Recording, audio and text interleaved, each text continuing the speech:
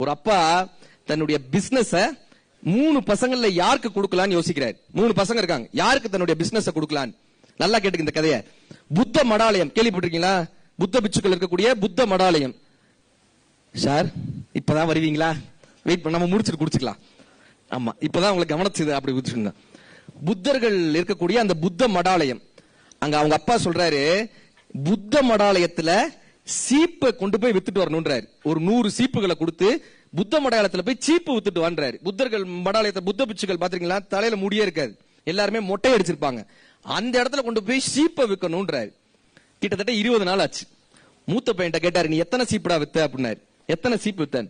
பையன் சொன்னா, அப்பா 1 சீப்பு வித்தேன்பா, ஒரே 1 சீப்பு தான்ப்பா வித்தேன், முடியே இல்லப்பா அவங்களுக்கு, அவங்க ஏன்பா சீப்பு வாங்க போறாங்க, 1 சீப்பு தான்ப்பா வித்தேன்.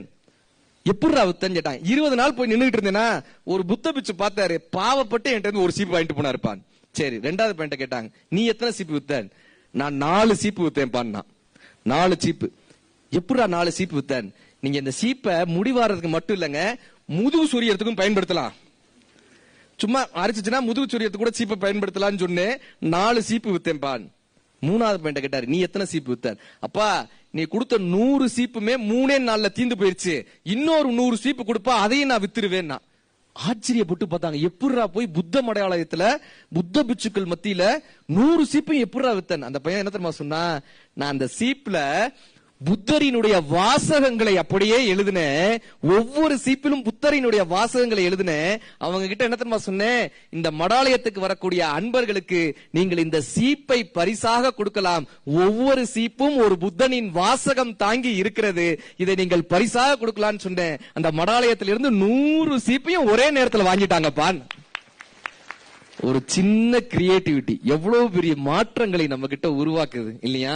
நம்ம எதை சிந்திக்கிறோம் என்பதை விட எப்படி சிந்திக்கிறோம் என்பதில் தான் நம்ம வாழ்க்கை இருக்கு.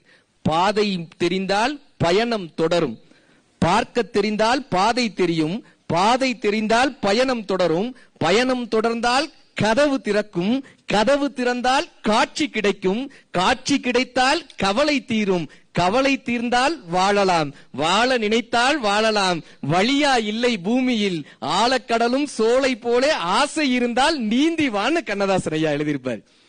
அது கை தட்டின ஒருத்தருக்கு மட்டும் நன்றி. அவன் யோசிக்கிறான், இப்ப இந்த கை தட்டலாமா வேணாமா, இது கரெக்டா தான் இவர் சொல்றாரா அப்படின்னு. சார் சின்ன சின்ன சின்ன சின்ன கிரியேட்டிவிட்டி வாழ்க்கையை மாத்திடும்.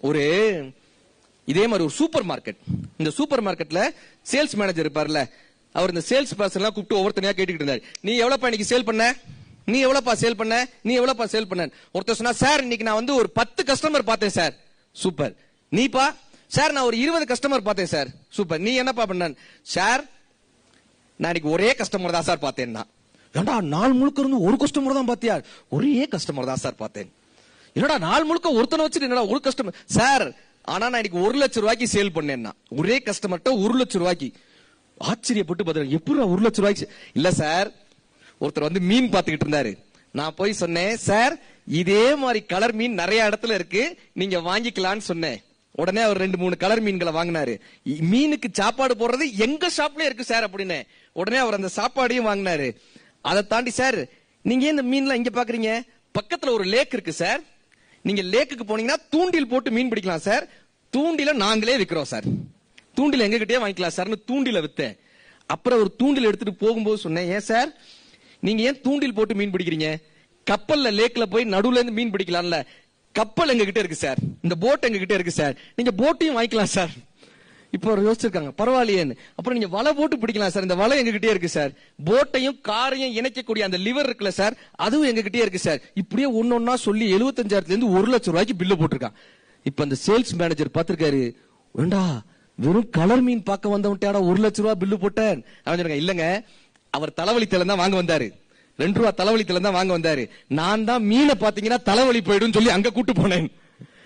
அப்ப வாய்ப்புகளை தேடிக் கொண்டிருப்பவன் வாழ்க்கையை இழக்கிறான், வாய்ப்புகளை உருவாக்கிக் கொள்பவன் மட்டும்தான் வாழ்க்கையில் ஜெயிக்கிறான்.